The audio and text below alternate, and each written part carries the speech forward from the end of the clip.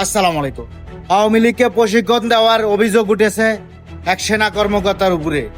তাকে সেনা হেফাজতে রাখা হয়েছে, কিন্তু সেই সেনা শুধু বাংলাদেশের পক্ষে এবং বঙ্গবন্ধুর পক্ষে কথা বলার কারণেই আজ অনির্বাচিত সরকার তাকে হেফাজতে নিয়েছে। আমার মনে হয় না তাকে ছেড়ে দেবে। বুঝতে পেরেছে উনি বঙ্গবন্ধুর পক্ষে কথা বলেছে, বাংলাদেশের পক্ষে, কোনো আওয়ামী লীগের পক্ষে কথা বলে নাই। আর বাংলাদেশ এবং বঙ্গবন্ধুর পক্ষে কথা বলতে গেলেই আওয়ামী লীগ চলে আসে। সো আওয়ামী লীগকে দমাতে গিয়েই আজকে বাংলাদেশকে নষ্ট করে দিচ্ছে। না মানছে পুলিশ, না মানছে সেনাবাহিনী।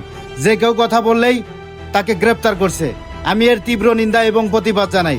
সেই সাথে সেলুট জানাই সেই অফিসার ভাইকে, যে সৎ সাহস নিয়ে আওয়ামী লীগের এবং বঙ্গবন্ধুর হয়ে কথা বলেছে।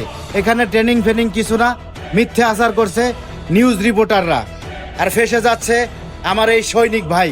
আমি সবার কাছে বলবো, আপনারা যার যার জায়গা থেকে প্রতিবাদ করুন এবং সেনা ভাইকে ছাড়িয়ে আনুন।